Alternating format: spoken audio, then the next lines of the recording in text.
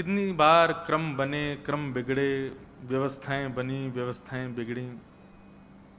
व्यवस्था बिगड़ती नहीं है कथा में, एक बात सदा याद रखना, भगवत कार्यों में कभी व्यवस्था बिगड़ती नहीं है, बल्कि और व्यवस्थित हो उसकी प्रतीक्षा होती है। शायद जब आप चाहते थे तब अगर ये कथा होती तो शायद इतनी व्यवस्थित ना हो पाती, या कुछ ना कुछ उसमें व्यवधान आ जाता। तो कथाओं के संबंध में या भगवत संबंध में कोई भी क्रिया जब रुक जाए तो उसको विघ्न नहीं मानना चाहिए। वैसे तो जीवन में कोई भी स्थिति में आपका कोई कार्य रुक जाए तो उसको विघ्न मत मानो, ठाकुर जी का अनुग्रह मान करके शायद कुछ और भला हो ये सोच करके उसको भूल जाओ। कोई कार्य करना चाहते थे लेकिन व्यवधान आ गया, रुक गया बीच में, अब आप सोच रहे हैं विघ्न आ गया, व्यवधान आ गया, कुछ गड़बड़ हो गया। नहीं, वैष्णव का स्वभाव है वो जीवन में आने वाली हर स्थिति को यह समझेगा शायद अभी अनुकूल नहीं थी, ठाकुर जी ने कोई और सुंदर समय सोच रखा है, तब ये होगा। सदा याद रखिए, वैष्णव के जीवन में कभी विघ्न नाम का शब्द होता ही नहीं है, उसकी डिक्शनरी में विघ्न शब्द नहीं होता। विघ्न होना और क्या बोलते हैं, अपसगुन होना, यह संसार जिन जिन चीजों पे बहुत भरोसा रखता है, ऊपर के चक्कर होना आदि आदि भाव हैं, किसी ने टोना टोटका करवा दिया है मेरे ऊपर, ये बात होना, ये सब वैष्णव इन सब चीजों से परे होता है, उसके चित्त में ये भाव कभी उत्पन्न नहीं होते।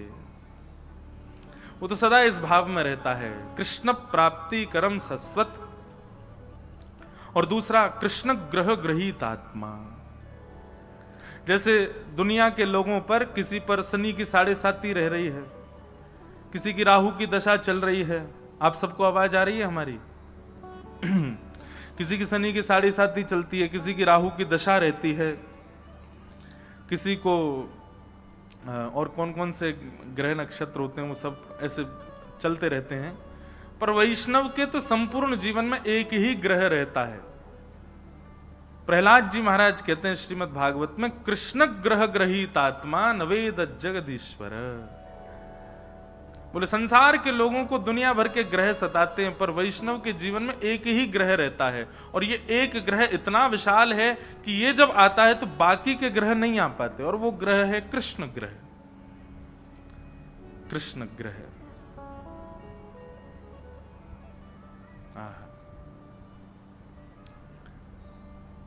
मीराबाई के चित्त में, मीराबाई के जीवन में कृष्ण ग्रह था। भक्त श्री सूरदास जी के चित्त में, उनके जीवन में कृष्ण ग्रह था। ये सब वो वैष्णव हुए जो कृष्ण ग्रह में अपना संपूर्ण जीवन व्यतीत किए, और जिसके जीवन में कृष्ण ग्रह, उसके जीवन में अन्य ग्रह फिर नहीं आते। मुझे आज अभी तो श्लोक याद नहीं, पर कल जरूर ऐसा भाव रखूं। मैं हर बार हर कथा में जहां भी श्लोक भूलता हूं कहता हूं कल सुनाऊंगा, नहीं सुना पाता, लेकिन यहां पक्का सुनाऊंगा। एक श्लोक है श्री जगन्नाथ जी के, संपूर्ण विग्रह में सारे ग्रह विद्यमान हैं। यदि किसी के ग्रह नक्षत्र उल्टे सीधे चल रहे हों, खराब चल रहे हों, तो वो श्री जगन्नाथ जी का जाकर के दर्शन कर ले और एक एक अंग को अपने चित्त में विराजमान कर ले। श्री जगन्नाथ जी के दर्शन मात्र से उसके सारे ग्रह ठीक हो जाते हैं। ऐसा एक श्लोक है, कल ढूंढ के दीजिएगा कौन कौन से ग्रह, किस किस अंग में कौन कौन ग्रह विराजमान है श्री जगन्नाथ जी के। ऐसे हमारे ठाकुर जी हैं। ठाकुर जी का दर्शन, ठाकुर जी की कथा, ठाकुर जी का चिंतन, ठाकुर जी का स्मरण, ये सारी वो विधियां हैं जिन विधियों से आपके सारे ग्रह नक्षत्र सम हो जाएंगे। ऐसे ठाकुर जी के मंगल स्मरण के लिए 1 सप्ताह के लिए हम आप सब लोग एकत्रित हुए हैं।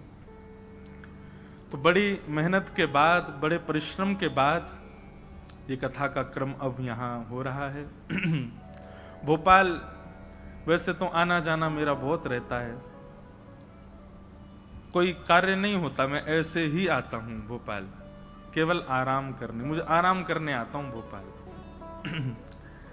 यहाँ सुख मिलता है और उस सुख में भगवत चिंतन और अच्छा होता है। यहाँ के सुंदर तालाब, उन तालाबों के तलहटी पर सुंदर बसे हुए सुंदर सुंदर स्थान, वन विहार आदि क्षेत्र हैं, बहुत अच्छे लगते हैं। तो उस कारण से यहाँ आना मेरा साल में 1-2 बार तो होता है, पर कथा के लिए प्रथम बार आगमन हुआ है। तो उसके लिए आप सब लोगों का बहुत बहुत धन्यवाद कि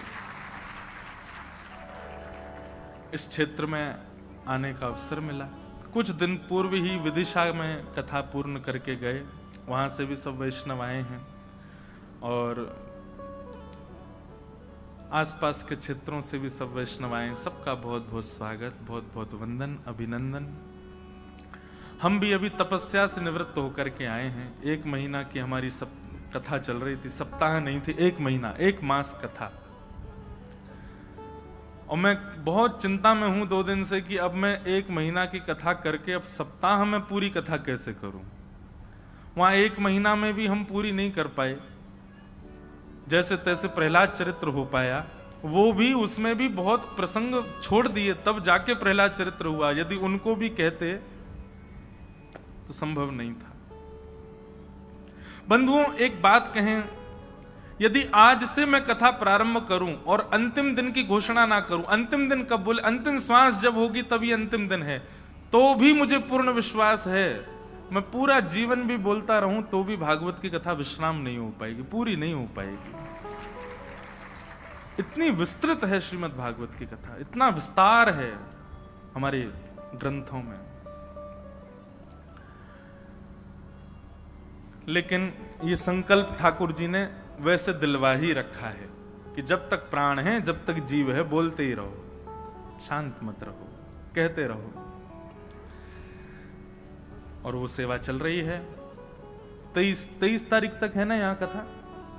23 तारीख को यहाँ कथा विश्राम करके फिर 26 से बंबई में कथा का प्रारंभ करेंगे। 23 तारीख तक खूब आनंद से आप लोग कथा में पधारिए। कुछ नियम है, उनका ध्यान रखिएगा। सबसे पहला नियम, कर्ण पिशाचनी को स्विच ऑफ रखिएगा कथा में। हाँ, वो कर्ण पिशाचनी है, उनको आप फ्लाइट मोड पर रखिएगा। दूसरी बात, मन बुद्धि चित्त तीनों को आप यहां प्रस्तुत रखिएगा व्यास मंच की ओर। एक क्षण के लिए भी आपकी चित्त वृत्ति कहीं अन्य स्थान पर ना जाए, ये विचार कीजिएगा। तीसरा, हो सके तो एक आसन में बैठ करके कथा सुनने का प्रयास कीजिएगा। यदि ज्यादा ही शारीरिक दिक्कतें हैं तो फिर कोई दिक्कत नहीं। सोफा वाले सोच रहे हैं हमारा बढ़िया, हम इसी आसन में रहेंगे, सोफा आसन। लेकिन जो लोग नीचे बैठ करके सुन रहे हैं, प्रयास कीजिए एक ही आसन में रहें।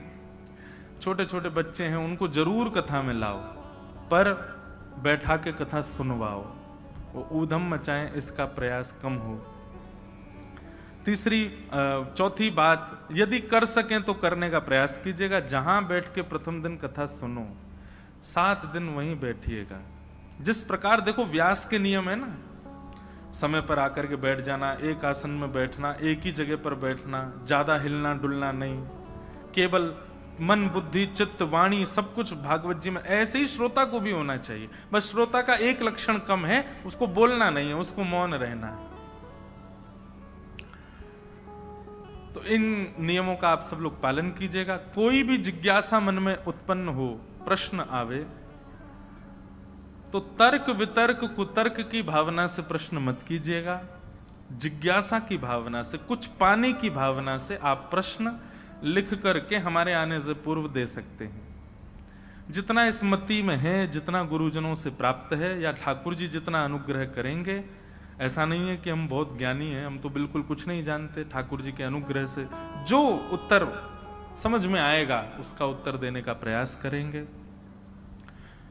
कीर्तन हो, प्रयास कीजिए कि आप सब लोग करताल बजा के गाओ। और नृत्य की भावना यदि उत्पन्न हो तो तब तक मत उठिएगा जब तक आपके वश में आपके पैर ना हो।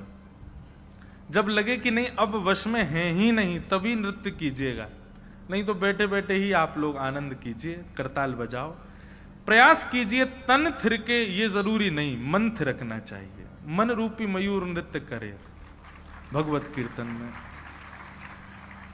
और बंधु एक बात कहें, वास्तव में ये बात सत्य है, नृत्य तभी होना चाहिए जब आपके वश में आपका शरीर ना हो। सोच बूझ करके अगर आप नृत्य कर रहे हो तो वो फिर नृत्य कहीं ना कहीं आडंबर मान लिया जाएगा। मुझे कोई दिक्कत नहीं होगी, आप खूब नाचो, पर आपके लिए उपयोगी बात है, इसलिए बता रहा हूं। जब तन की स्थिति अपने वश में ना हो, जब कभी कभी मेरे साथ भी होता है, जब लाल जी का उत्सव हो, हमारे ठाकुर जी का उत्सव होता है, उत्सवात्मक रीति में रहते हैं, तो मैं भी खूब नाचता हूं, लेकिन तभी नाचते हैं जब दो तीन बातें हैं नृत्य की भी। सबसे पहली बात, लाज ना हो मन में कि कौन क्या सोचेगा। दूसरी बात, ये पूर्व निश्चित ना हो कि ये कीर्तन आएगा तो मैं नाचूंगा, नहीं। और तीसरी बात, देहाभिमान शून्य हो करके मैं कहां नृत्य कर रहा हूं, कौन हूं, क्या हूं, ये सब बातें भूल करके केवल ठाकुर जी के लिए नृत्य। ऐसी भावना से जब नृत्य होता है तभी ठाकुर जी आनंद। मीराबाई ऐसे ही नाचती थी। मीराबाई जब बिल्कुल शून्य हो जाती थी, उनको कोई चिंता परवाह नहीं होती थी कौन देख रहा है, कौन बोल रहा है, बस नृत्य करती थी ठाकुर जी के लिए। तो नृत्य तभी करना है जब आपका तन आपके वश में ना हो, रोक ही नहीं पा रहे हो स्वयं को, तब नृत्य करो। और जहां हो, जिस आसन पर वहीं नृत्य करो, अन्य कहीं मत जाइएगा।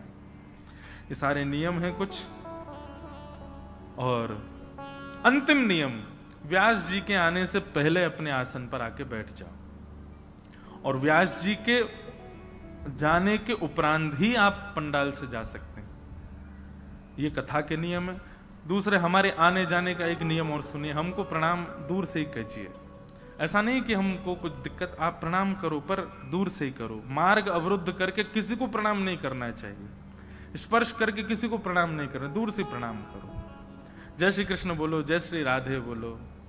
और प्रणाम करने का बहुत ही मन होता है ना, तो ये आपस में आपके अगल बगल में जो श्रोता बैठे, इन्हीं को प्रणाम कर लो। कथा सुन के ये भी वैष्णव हो गए, ये भी परम भागवत हो गए, एक दूसरे को ही प्रणाम कर लिया करो। कथा सुनते सुनते बगल वाले के पैर छू लिया करो, बोले जय हो, तुमको ही प्रणाम है। और बगल में पत्नी हो तो डबल प्रणाम कर लेना।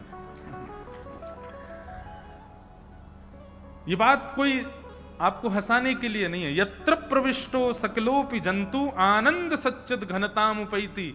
इस प्रांगण में प्रवेश होने के बाद आप मानव नहीं हो, आप सामान्य नहीं हो, आप ठाकुर जी के द्वारा, जैसे अभी इलेक्शन चल रहा है ना, हम जिसको इलेक्ट करेंगे वही जाकर के सत्ता में बैठेगा, ठीक वैसे ही ठाकुर जी जिसको सिलेक्ट करते हैं वही कथा में आके बैठता है। और ठाकुर जी किसी सामान्य को सिलेक्ट नहीं करते, आप सब भी सिलेक्टेड हो, इलेक्टेड हो। बस अब ये बात है कि इतने लोग सिलेक्ट तो हो गए, अब इस सिलेक्शन में से भक्त की पदवी, भक्त की पदवी क्या, ठाकुर जी की गोद, वो किसको प्राप्त होगी, वो 7 दिन बाद पता चले। 7 दिन में जो यहाँ के नियम कानून और पूरी कथा का सुंदर श्रवण करे, मनन करे, निर्ध्यासन करे, ठाकुर जी की गोद उसको प्राप्त हो। जैसे मीराबाई गोद में है, सूरदास जी गोद में हैं, ऐसे अनेक भक्त हैं जो ठाकुर जी की गोद में किलोल करते हैं। हम भी, हमारा उद्देश्य भी वही है कि हमको वो प्राप्त हो। अब यहां तक तो आ गए, अब इसके बाद भगवत प्राप्ति ही उद्देश्य है।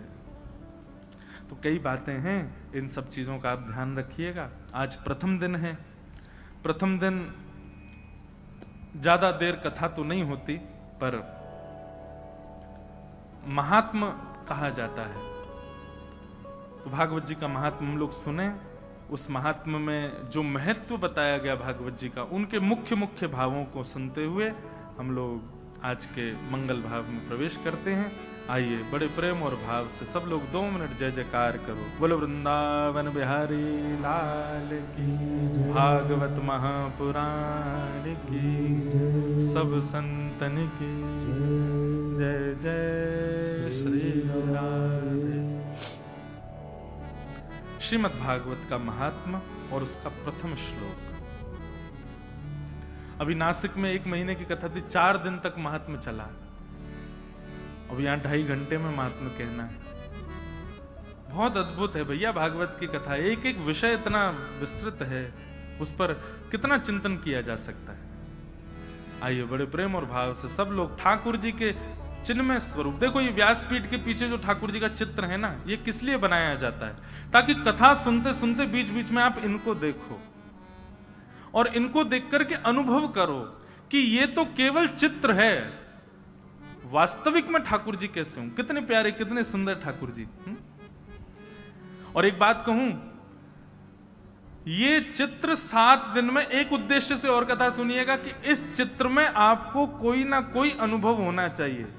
या तो ठाकुर जी की पलक झपकने का अनुभव हो, या थोड़ी मंद मुस्कान और तीव्र हुई है ऐसा अनुभव हो, कोई अंग ठाकुर जी का हिला है ऐसा अनुभव हो, ठाकुर जी का कोई वस्त्र हिला है ऐसा। और ये होगा, निश्चित होगा। बस आप नियम से, भाव से, प्रेम में भर करके कथा सुनो। ये ज्ञान का विषय कम है, वैराग्य का विषय कम है, प्रेम का विषय है भागवत। क्षमा कीजिएगा, 7 दिन बाद आप ज्ञानी नहीं बनोगे, आप वैरागी नहीं बनोगे। 7 दिन बाद आप प्रेमी बन जाओगे। आपके अंदर प्रेम आ जाएगा, जिसको देखोगे उसको भी प्रेम से भर दोगे, तो समझो कथा सुनी। आइए प्रवेश करते हैं। सच्चिदानंद रूपाय विश्वोत्पत्त्यादि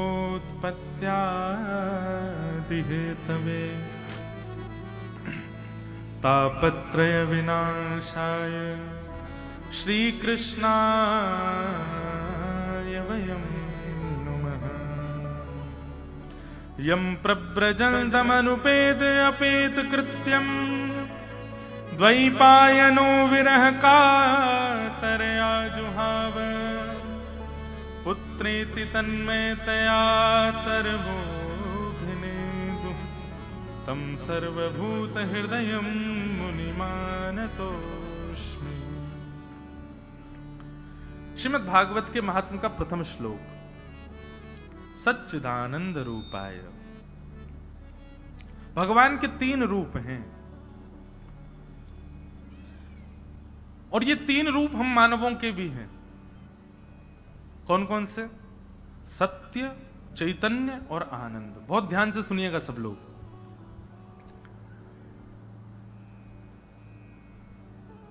रूप और स्वरूप, ये मैं अधिकतर कथाओं में बताता हूं, 2 बात होते हैं। रूप और स्वरूप में केवल इतना समझ लीजिए कि किसी अन्य को आकर्षित करने के लिए, किसी अन्य को दिखाने के लिए जो आप धारण करते हो वो स्वरूप है, और अपनों के लिए जो आपका रहता है वो रूप है। घर में आप कैसे भी रहते हो, पत्नी के सामने, बच्चों के सामने, माता पिता के, वो आपका रूप है। लेकिन जैसे कोई कहे चलो भाई कहीं बाहर जाना है, तो फिर आप स्वरूप धारण करते हो। फिर आप केश भी काटते हो, वस्त्र भी सदे हुए पहनते हो, थोड़ा मुख भी ठीक करते हो, तब जाते हो। वो स्वरूप है। ऐसे रूप और स्वरूप ये 2 हम सबके होते हैं। बाह्य लोगों के लिए जो धारण है वो स्वरूप, अपनों के लिए जो है वो रूप।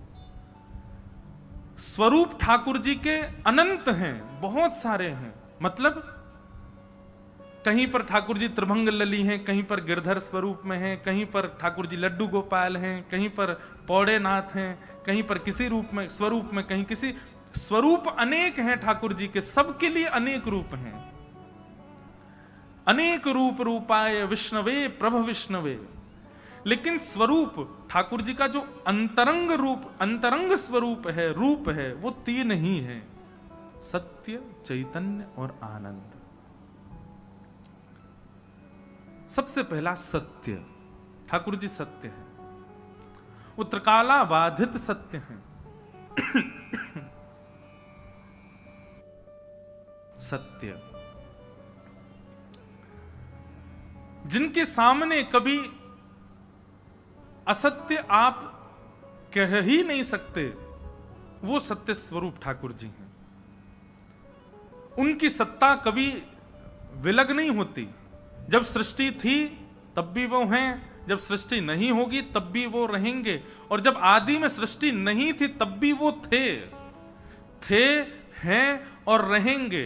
ये तीन संबोधन जिनके लिए हैं वो सत्य है। था, है और रहेगा, उसी को सत्य कहते हैं। सत्य की सत्ता सदैव थी, है और रहेगी। जो पहले नहीं था अब है और आगे रहेगा, वो भी सत्य नहीं हो सकता। सत्य तो अनादि से होता है। इसलिए सत्य का यदि मूल रूप देखा जाए तो वो केवल और केवल ठाकुर जी हैं, क्योंकि वो अनादि हैं, आज भी हैं और अनादि काल तक रहने वाले हैं। मैं एक वक्ता हूं, भागवत जी की कथा करता हूं, पर मेरे ना होने पर भी भागवत जी रहेंगी। मेरा जन्म अस्तित्व नहीं था तब भी वो थी, और कुछ समय बाद मैं नहीं रहूंगा तब भी भागवत जी रहने वाली हैं। क्यों? क्योंकि वो सत्य है। व्यासपीठ, ये भागवत की कथा, ये मेरे होने ना होने से इस पर कोई, तो मैं एक प्रकार से असत्य हूं पर कथा सत्य है। ऐसे ही ठाकुर जी सत्य हैं, उनका प्रथम स्वरूप सत्य। सत्य इसलिए भी हैं क्योंकि उनके सामने कभी आप असत्य अपने अंदर टिका नहीं पाते। आप अपनी पत्नी से झूठ बोल सकते हो, बच्चों से बोल सकते हो, मित्र से बोल सकते हो, पर ठाकुर जी से कभी आप झूठ बोलने का कोई औचित्य नहीं है, क्योंकि आप भी जानते हो कि उनको सब पता है। तुम जानत सब अंतर्यामी, तुम जानत सब अंतर्यामी, करनी कछु ना करी, करनी कछु ना करी, मोरी राखो लाज हरी, मोरी राखो लाज हरी। तुम जानत सब अंतर्यामी, और ये अंतर्यामी भाव है हमारे अंदर, इसीलिए उनके सामने कभी असत्य नहीं बोलते हम। एक बात कहूं बंधुओं, जिससे असत्य बोलने में घबराहट होती हो, जिसके सामने असत्य कहने में आपकी जीभ कांप जाती हो, या आपको 100 बार सोचना पड़ता हो कि मैं कैसे बोलूं, समझ जाना कि उसमें कोई भगवत तत्व है। ये बात आप प्रैक्टिकल करके देखना। आप सबसे झूठ बोल लेते हो। अच्छा, झूठ संसार में सब बोलते हैं, ऐसा कोई नहीं जो झूठ नहीं बोलता। आप स्वयं से ही झूठ बोलते हो कि ये संसार सत्य है, मैं सत्य हूं, यह भी एक झूठ है। लेकिन एक बात मेरी सदैव याद रखना, जिसके सामने आपको असत्य बोलने में थोड़े चिंतन करना पड़ता हो, सोचना पड़ता हो, पसीने आ जाते हो, विचार करना पड़ता हो, कैसे बोलूं, कैसे कह सकता हूं, क्या कह सकता हूं, इसमें दोनों बातें हैं। या तो उसके अंदर भगवत तत्व है या फिर आपके अंदर भगवत तत्व है। पर आपके अंदर भगवत तत्व होगा तो आप किसी के भी सामने असत्य बोलने में संकोच करोगे, क्योंकि आपके भीतर जो भगवत तत्व है वो आपको असत्य बोलने से रोक रहा है। ठाकुर जी रहते हैं तो सत्य असत्य टिक नहीं पाता वहां पर।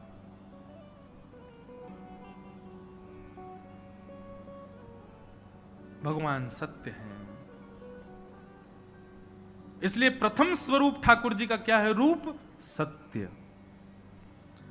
दूसरा रूप क्या है? अच्छा, एक और बात, कोई जगन्नाथ जी की उपासना करता है, कोई लड्डू गोपाल की सेवा करता है, कोई त्रिभंग ललित ठाकुर जी की सेवा करता है, मैं गिरधर लाल जी की सेवा करता हूं। पर इन सेवा प्रणालियों में यदि कोई सत्य की सेवा करता है तो वह भी एक प्रकार का अर्चक है। वो सत्य स्वरूप की सेवा करता है, वो संकल्पित है कि ज्यादा से ज्यादा मैं सत्य कहूं, तो वह भी एक प्रकार का अर्चक माना जाएगा और उसको भी उतना ही फल मिलेगा जितना मुझे आपको सेवा करके मिलता है।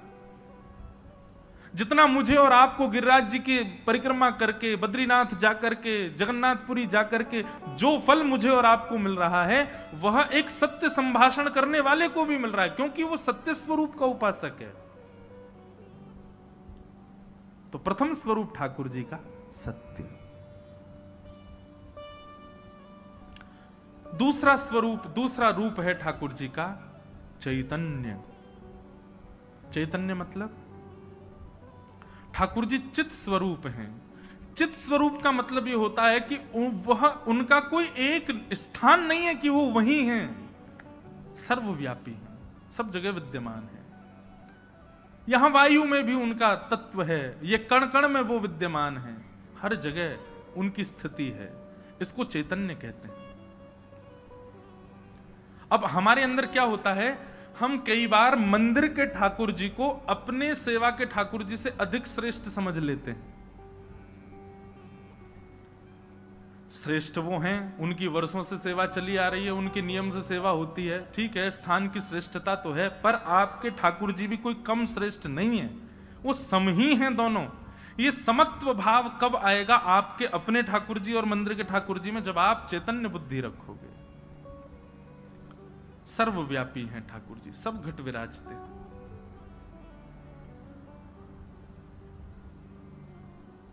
सब जगह उनकी सत्ता है।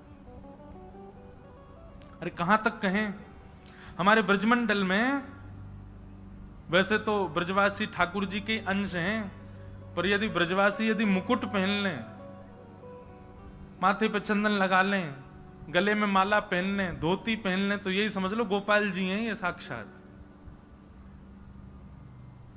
और इसके बड़े प्रमाण हैं हमारे ब्रज में। ठाकुर जी साक्षात चैतन्य है, वो सब जगह विद्यमान है। उनकी उपस्थिति के लिए कोई एक नियमित स्थान होने की आवश्यकता नहीं है। केवल मंदिर में है ऐसा नहीं, सब जगह विद्यमान है, हर जगह, सर्वदा, सर्वत्र हैं। इसलिए उनका दूसरा रूप क्या है? चैतन्य। ठाकुर जी का दूसरा रूप चैतन्य है, जो सबघट व्यापी है, सर्व स्थानों पर विद्यमान है, वो चैतन्य।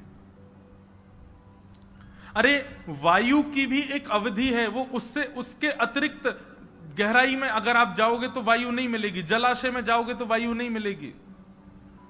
सूर्य के प्रकाश की भी एक लिमिट है, उससे अतिरिक्त वह भी नहीं जा सकता। वायु की भी एक लिमिटेशन है, सूर्य के प्रकाश की भी लिमिटेशन है, जल की भी लिमिटेशन है, पर जो अनलिमिटेड है, कहीं भी है, वो श्री कृष्ण। उनको कहते हैं चैतन्य। ये भगवान का दूसरा रूप है। और ठाकुर जी का तीसरा रूप क्या है? आनंद। ठाकुर जी आनंद स्वरूप हैं। हमारे गुरुदेव इसकी व्याख्या में एक बहुत सुंदर बात कहते हैं, सत, चित और आनंद।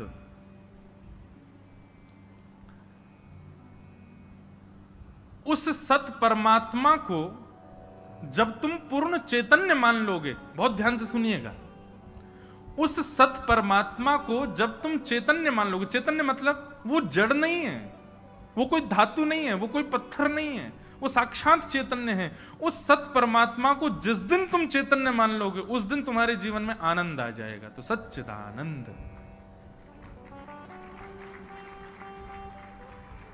आप अभी भी यदि ये भाव रखते हैं कि वो जड़ हैं, उनके प्रति जड़त्व की भावना चित्त में रहती है, तो निश्चित है आपकी सेवा में आपको आनंद नहीं आ सकता। आप कथा सुनते समय वक्ता के मुख से निकलने वाले शब्दों को केवल शब्द मानते हैं, तो ये जड़ वस्तु है, जड़ भाव है। पर वो शब्द ना होकर के साक्षात ठाकुर जी ही शब्द रूप में हमारे कानों में आ रहे हैं, ऐसी भावना रखते हैं, तो ये कथा के प्रति चैतन्य भाव है। इसलिए कथा में कहने वाले शब्द वक्ता को मत मानो, वक्ता के शब्दों को ठाकुर जी के स्वरूप मानो। ठाकुर जी का स्वरूप मान करके श्रवण करो तो कथा भी आनंद प्रदान करेगी। ये सत्य कथा है, लेकिन इस सत्य कथा में शब्द नहीं है, चैतन्य ठाकुर जी हैं, तो यह भी आनंद देंगे। सच्चिदानंद भगवान के 3 रूप हैं। सच्चिदानंद रूपाय विश्वोत्पत्त्यादि हेतवे तापत्रय विनाशाय श्री कृष्णाय वयं नुमः। विश्वोत्पत्त्यादि हेतवे, जो विश्व की उत्पत्ति करते हैं, पालन करते हैं, संहार करते हैं। तापत्रय विनाशाय, 3 प्रकार के तापों का जो उपशमन करते हैं। ठाकुर जी की सन्निधि में रहने वाले व्यक्ति का बंधुओं एक लक्षण सुनिए, वो सदा प्रसन्न रहता है, वो सदा आनंद में रहता है। आप दिखाते तो ऐसा है कि 4 घंटे आप सेवा करते हो, आप दिखाते तो ऐसा है कि आप 2 घंटे कथा सुनते हो, आप दिखाते तो ऐसा है कि आप पूर्ण वैष्णव वेश में रहते हो, लेकिन चिंता आपके जीवन में आती है, विचलनता आपके जीवन में आती है, विचलित आप हो जाते हो, तो निश्चित ही रूप से आप जो कर रहे हो वो कहीं ना कहीं उसमें अपूर्णता है, इसीलिए आप विचलित होते हो, इसीलिए आप चिंतित होते हो। वैष्णव कभी चिंतित विचलित नहीं होता, वो परम प्रसन्न रहता है, परम आनंद में रहता है, परम सुख में रहता है, वो प्रसन्न अवस्था में रहता है। अभी महाराष्ट्र में कथा थी तो वहां एक भक्त की कथा में सुना रहा था, एक गौरोबा काका, पंडरीनाथ भगवान के परम भक्त हुए श्री गौरोबा काका। उनकी स्थिति भजन की कैसी, वो मटका बनाते थे और मटका की जो मिट्टी होती थी उसको पैरों से गूंदते थे। एक दिन पत्नी कहीं चली गई कुछ जलादि लेने, छोटा सा 6-7 महीने का बालक गुटमुन चलता था उनका। गौरोबा काका का नियम था कि जब वो मिट्टी गूंदते थे पैर से तो चप चप चप जब आवाज आती थी पैरों से तो उसी ताल में विठल विठल विठल विठल कीर्तन करते थे। तो एक दिन ऐसे ही गौरोबा काका अपने पैरों से मिट्टी गूंद रहे थे और विठल विठल कह रहे थे। अब वो पैरों से निकलने वाले वो कीच जो है मिट्टी की, उसकी ओर आकर्षित हो गया वो छोटा सा बालक, और वो भी घुटमुन चल करके उनके समीप पहुंच गया। गौरोबा काका तो देहाभिमान से शून्य, नेत्र बंद हैं, दोनों भुजाएं उठी हुई हैं, कीर्तन कर रहे थे। वो बालक समीप आता आता आता थोड़ा समीप आया होगा कि गौरोबा काका का पैर उस पर पड़ गया, और उनको यह भी भान नहीं रहा कि एक बालक मेरे पैर के नीचे आ गया, उनका खुद का बालक। कीर्तन नहीं छोड़ा, करते रहे करते रहे करते रहे, बालक की मृत्यु हो गई। पत्नी लौट करके आई और पत्नी ने आकर के जैसे ही देखा तो मिट्टी में सना हुआ बालक दलदल में पड़ा था, मृतक, और गौरोबा काका उसके ऊपर ही चढ़ करके कीर्तन कर रहे थे। कभी कभी कई भक्तों के चरित्र सुनकर के लगता है हम लोग कथा सुन लें, इसी में ही हम लोग बहुत हैं, बस ये जीवन में अगर हमारे घट गई ना घटना, ऐसी घटना तो कभी नहीं घटे, पर हम वैष्णव परिपूर्ण रूप से हो गए तो क्या हम स्वीकार कर पाएंगे हमारे साथ होने वाली स्थितियों को। गौरोबा काका कीर्तन करते करते इतना भी भान नहीं रहा, बालक के ऊपर चढ़ गए, मृत्यु हो गई। पत्नी ने आकर के धक्का दिया और धक्का देकर के बोली क्या कर रहे हो तुम, बालक के ऊपर चढ़ गए।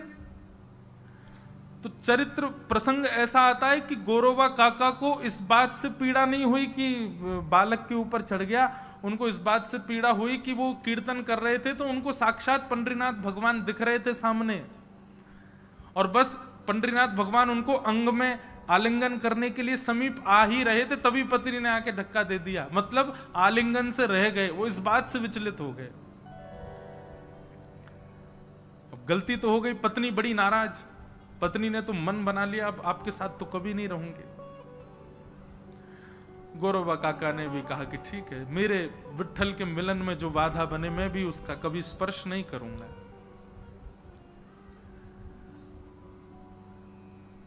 पर ठाकुर जी कहीं ना कहीं से परीक्षा तो लेते ही हैं।